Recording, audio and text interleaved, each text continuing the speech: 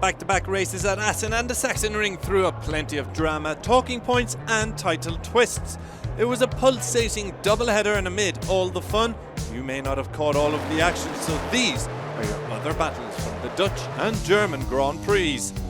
Pecco Bagnaia completed a hat-trick of wins in Assen, putting in a masterclass weekend to ensure he collected the maximum points available, while Jorge Martin did a superb job in limiting the damage with a double P2.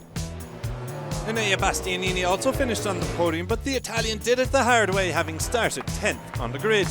The Beast was cut adrift of the podium battle in the opening stages, but produced some stunning late race pace to bring himself back into contention. The Ducati rider began his comeback by firing it past Brad Binder on lap 8 before following it up with a move past Alex Marquez. Now with clean air in front of him, he set about catching Pedro Acosta, which he did on lap 18 with far superior pace. Bastianini then picked off Fabio Di Gianantonio, Marc Marquez and Maverick Viñales for P3 and back-to-back podiums.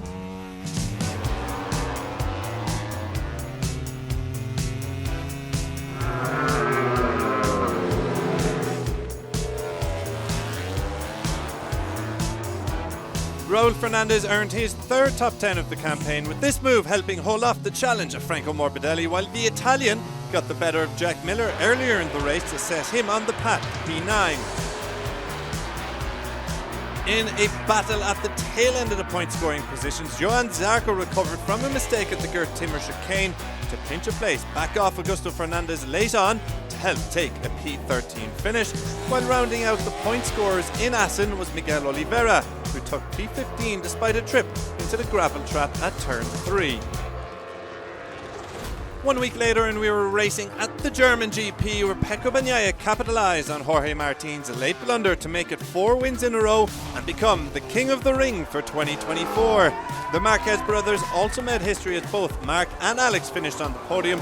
First time siblings have stood on the rostrum together since the Aokis at the 1997 Imola Grand Prix. Away from the action at the front, there was plenty of battles across the field to keep fans entertained. Pedro Acosta started 10th on the grid, but quickly found himself going the wrong way at the Sachsenring, with Marc Marquez, Brad Binder, Fabio Quartararo and Marco Bezzecchi all pushing him down the pecking order on the opening lap.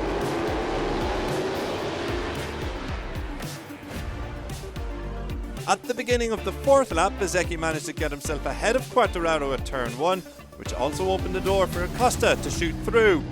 The KTM rider then picked off the Italian on the following lap, before taking his VR46 teammate Fabio Di Gianantonio just a few corners later.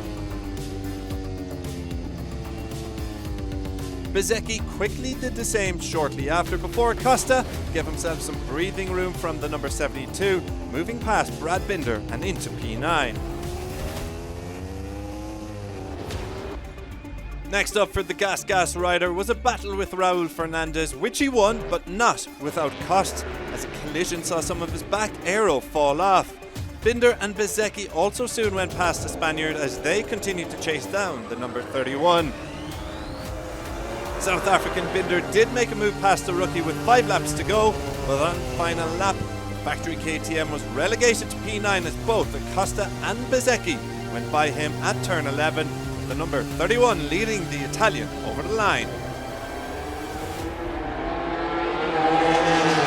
The Sachsenring race proved an eventful one for Maverick Viñales. Top Gun launched from 7th on the grid and ran with the lead group over the opening laps. However, the Aprilia rider got it wrong exiting turn 8, and after a little bit of motocross, he managed to stay upright and rejoin the race in P18.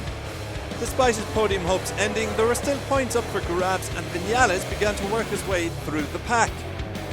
The Spaniard battled with Takanaka Gami before eventually sweeping by the Japanese rider, setting his sights on Jack Miller, getting the better of the Australian down the hill and into turn 12.